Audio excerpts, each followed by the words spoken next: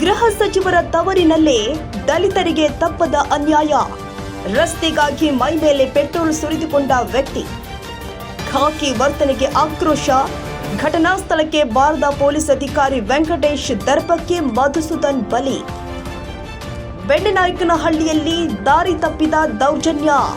ನ್ಯಾಯಕ್ಕಾಗಿ ಪೆಟ್ರೋಲ್ ಸುರಿದುಕೊಂಡ ದಲಿತ ವ್ಯಕ್ತಿ. ಗೃಹ ಸಚಿವರ ತವರು ಜಿಲ್ಲೆಯಲ್ಲಿ ದಲಿತರ ಆಕ್ರಂದನ ಮುಗಿಲು ಮುಟ್ಟಿದೆ. ಸಮಾಜದಲ್ಲಿ ಸಮಾನತೆಯ ಬಗ್ಗೆ ಭಾಷಣ ಮಾಡುವ ನಾಯಕರೇ ಕೇಳಿಸಿಕೊಳ್ಳಿ. ಇಲ್ಲಿ ದಲಿತ ವ್ಯಕ್ತಿಯೊಬ್ಬ ತನ್ನ ಮನೆಗೆ ದಾರಿ ಇಲ್ಲದೆ ಅನ್ಯಾಯ ಸಹಿಸಲಾರದೆ ಮೈ ಮೇಲೆ ಪೆಟ್ರೋಲ್ ಸುರಿದುಕೊಂಡು ಆತ್ಮಹತ್ಯೆಗೆ ಯತ್ನಿಸಿದ್ದಾನೆ. ಇಷ್ಟೆಲ್ಲ ಆದರೂ ಕೂಡ ಖಾಕಿ ಅಧಿಕಾರಿಗಳ ದರ್ಪ ಮಾತ್ರ ಕಡಿಮೆಯಾಗಿಲ್ಲ. ಇದು ಕಲ್ಪತರನಾಡು ತಿಪಟೂರಿನ ಬೆಣ್ಣೆನಾಯಕನಹಳ್ಳಿಯಲ್ಲಿ ನಡೆದ ದಾರುಣ ಘಟನೆ. ಇಲ್ಲಿನ ನಿವಾಸಿ ಮಧುಸೂದನ್ ಎಂಬುವವರು ತಮ್ಮ ತೋಟದಲ್ಲಿ ಮನೆ ಕಟ್ಟಿಕೊಂಡಿದ್ದಾರೆ. ಆದರೆ ಮನೆಗೆ ಹೋಗಲು ಸರಿಯಾದ ರಸ್ತೆ ಇಲ್ಲ. ಅಕ್ಕಪಕ್ಕದ ಮೇಲ್ವರ್ಗದ ಜನರನ್ನ ದಾರಿ ಬಿಡುವಂತೆ 10 ಬಾರಿ ಕೇಳಿಕೊಂಡ್ರೂ ಪ್ರಯೋಜನವಾಗಿಲ್ಲ.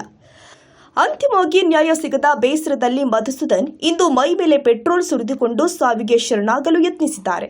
ಘಟನೆಯ ಬಗ್ಗೆ ಮಾಹಿತಿ ಕೊಟ್ಟರೂ ಕೂಡ ತಿಪಟೂರು ಗ್ರಾಮಾಂತರ ಪೊಲೀಸ್ ಠಾಣೆಯ ಅಧಿಕಾರಿ ವೆಂಕಟೇಶ್ ಅವರು ಸ್ಥಳಕ್ಕೆ ಬಾರದೆ ಉದಾಸೀನತೆ ತೋರಿದ್ದಾರೆ ಎಂಬ ಗಂಭೀರ ಆರೋಪ ಕೇಳಿಬಂದಿದೆ.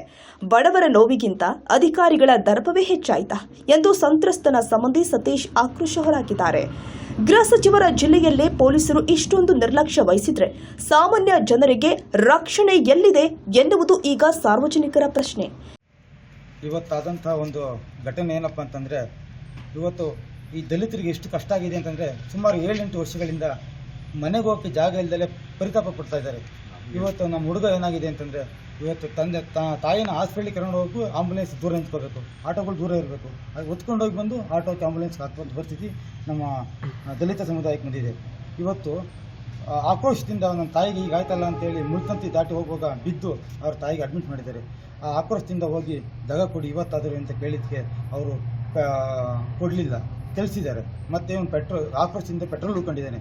ಪೆಟ್ರೋಲ್ ಉಳ್ಕೊಂಡು ನನಗೆ ಜಾಗ ಕೊಡಿ ಅಂತ ಎಷ್ಟು ಬೇಡ್ಕೊಂಡ್ರು ಅವ್ರಿಗೆ ಗಣಿಕರಣ ಇಲ್ದಂಗೆ ಅವ್ರನ್ನ ತಿಳಿಸಿದ್ದಾರೆ.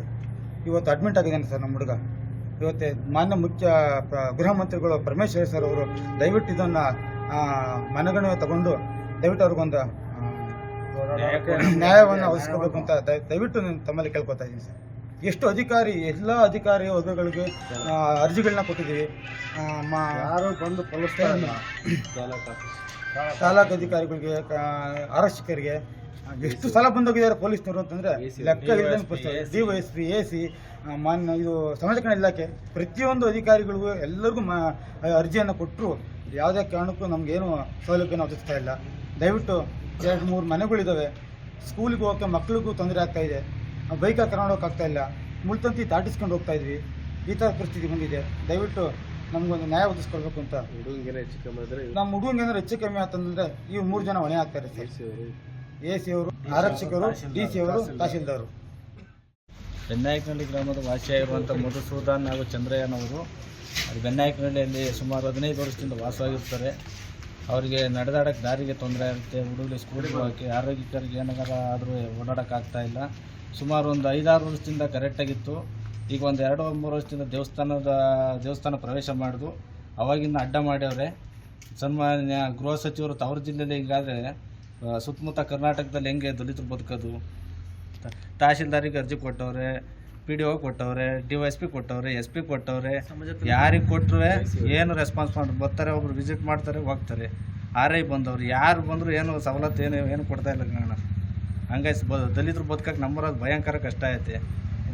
ಗೃಹ ಸಚಿವರು ತವರು ಜಿಲ್ಲೆಯಪ್ಪ, ತುಮಕೂರು ಡಿಸ್ಟಿಕ್. ಅವ್ರ ಜಿಲ್ಲೆಯಲ್ಲಿ ಹೆಂಗಾದ್ರೆ ನಾವು ಬದುಕೋದು ಹೆಂಗೆ ದಲಿತರು? ಅಲ್ಲೇ ಮಾಡಿವ್ರ ಕಾರಣ. ಪೆಟ್ರೋಲು ಇವನು ಅವ್ರು ಹೊಡೆತ ತಾಳಕ್ಕಾಗಿ ಇವನು ಸ್ವಲ್ಪ ಪೆಟ್ರೋಲ್ ಉಯ್ಕೊಂಡವನೆ. ಹಿಂಗಾರ ಬಿಡ್ಲಿ ಎದುರು ಆತ್ಮಹತ್ಯೆಗೆ ಯತ್ನ ಮಾಡ್ಯವನೆ. ಹಿಂಗೆಲ್ಲ ಮಾಡ್ತವ್ರೆ. ಸಿಕ್ಕಾಪಟ್ಟೆ ನಾವೊಂದು 6 ಮನೆಯವ್ರು ಹೋಗಿದ್ದು ಸಖತ್ ತೊಂದರೆ ಮಾಡ್ತವ್ರೆ. ನಮಗೆ ಎಲ್ಲೂ ಓಡಾಡೋಕ್ಕೆ ದಾರಿ ಇಲ್ಲ. ಒಂದು ಹಬ್ಬಂದೆಲ್ಲ ಸುಮಾರು 4-5 ಜನಕ್ಕೂ ತೊಂದರೆ ಮಾಡ್ತವ್ರೆ.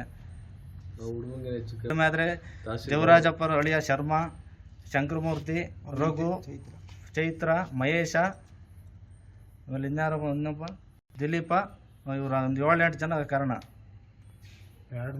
ಇತ್ತ ಗ್ರಾಮಾಂತರ ಪೊಲೀಸರ ನಿರ್ಲಕ್ಷ್ಯದ ನಡುವೆ ಡಿವೈಎಸ್ಪಿ ಉಮೇಶ್ ಅವರು ಮಾನವೀಯತೆ ಮೆರೆದಿದ್ದಾರೆ. ವಿಷಯ ತಿಳಿತಾ ಇದ್ದಂತೆಯೇ ಸ್ಥಳಕ್ಕೆ ಧಾವಿಸಿದ ಅವರು ಮಧುಸೂದನ್ ಅವರಿಗೆ ಧೈರ್ಯ ತುಂಬಿ ಆಸ್ಪತ್ರೆಗೆ ದಾಖಲಿಸುವಲ್ಲಿ ಯಶಸ್ವಿಯಾಗಿದ್ದಾರೆ. ನಂತರ ತಹಸೀಲ್ದಾರ್ ಮೋಹನ್ ಕುಮಾರ್ ಸ್ಥಳಕ್ಕೆ ಭೇಟಿ ಕೊಟ್ಟು ಪರಿಶೀಲನೆ ಮಾಡಿದ್ದು ಶಾಂತಿ ಸಭೆ ನಡೆಸುವ ಭರವಸೆ ಕೊಟ್ಟಿದ್ದಾರೆ. ಗೃಹ ಸಚಿವರೇ, ನಿಮ್ಮ ಜಿಲ್ಲೆಯಲ್ಲೇ ದಲಿತರಿಗೆ ನ್ಯಾಯ ಸಿಗಲ್ವಾ?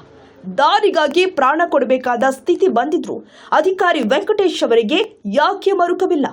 ಮೇಲ್ವರ್ಗದವರ ಒತ್ತಡಕ್ಕೆ ಮಣಿಯುತ್ತಿದ್ದಾರಾ ಪೊಲೀಸ್ ಅಧಿಕಾರಿಗಳು? ಸದ್ಯ ಮಧುಸೂದನ್ ಆಸ್ಪತ್ರೆಯಲ್ಲಿ ಚಿಕಿತ್ಸೆ ಪಡಿತಾ ಇದ್ದಾರೆ. ಕಂದಾಯ ಇಲಾಖೆ ಮತ್ತು ಸರ್ವೆ ಅಧಿಕಾರಿಗಳು ಸ್ಥಳದಲ್ಲಿ ಇದ್ದಾರೆ. ಈ ಪ್ರಕರಣಕ್ಕೆ ತಾರ್ಕಿಕ ಅಂತ್ಯ ಸಿಗುತ್ತಾ? ಆ ಬಡ ಕುಟುಂಬಕ್ಕೆ ನ್ಯಾಯ ಸಿಗುತ್ತಾ? ಕಾದು ನೋಡಬೇಕಾಗಿದೆ. ಇದು ನಮ್ಮ ರಾಷ್ಟ್ರ ಕ್ರಾಂತಿ ನ್ಯೂಸ್, ಸದಾ ಜನಸಾಮಾನ್ಯರ ಧ್ವನಿ.